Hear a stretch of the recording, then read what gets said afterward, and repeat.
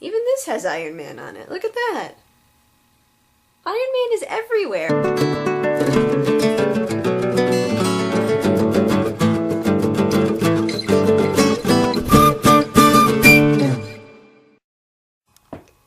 This is Habichuela Bean.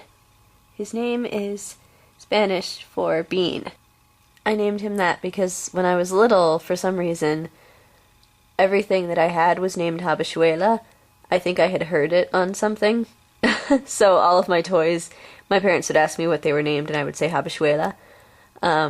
He is about gonna be 2, I think, in June. I just adopted him last summer. He had a whole family.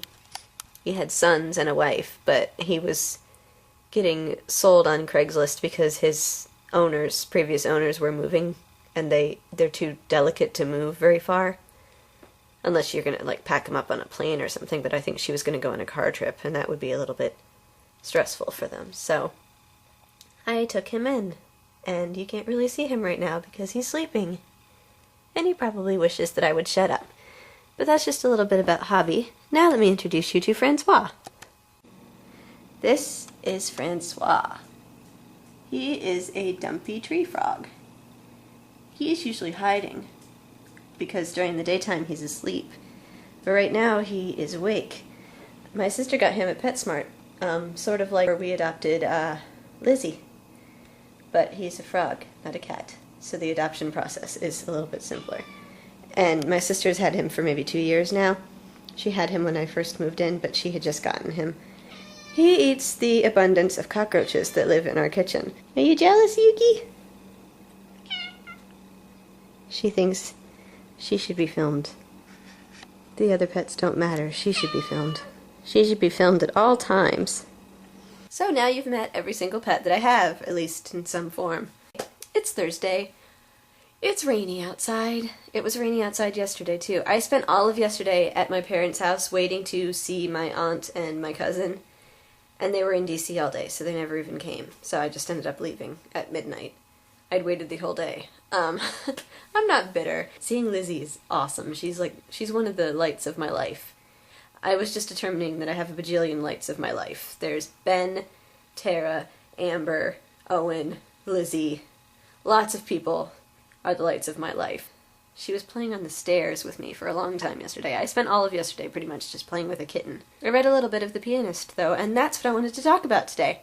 I just got The Pianist, the book that the movie is based upon. It originally had a name like The Death of a City, I think, was the original name in Polish. But it is very, very good. It's by Władysław Spielman. That's how you say his name. I have practiced a lot. It looks like it would be pronounced totally differently if you can read that. I watched videos of him on YouTube. I will put a link to one in the down there thing, and you can see him playing and hear him playing. It's just amazing. I have always liked piano, and I've always been interested in the classical pieces and stuff, but I kind of zone out typically, but when I listen to him, I'm so caught up in how beautiful and how into it he is that it's breathtaking. But I'm reading the book, and I watched the movie on Monday. It's very, very good, and it's very inspiring for the story that I'm planning to write, which I started. It's funny, I wrote the first part, and then I have to keep going back and editing it because it's not working for me yet, and I really want to get the right type of tone because it's a love story set during World War II. I don't want it to be a World War II story that has a little bit of love. The main thing is supposed to be like this relationship that's going on and how the war affects it. I'm a major nerd. I know that a lot of you are probably not as nerdy as I am about most things.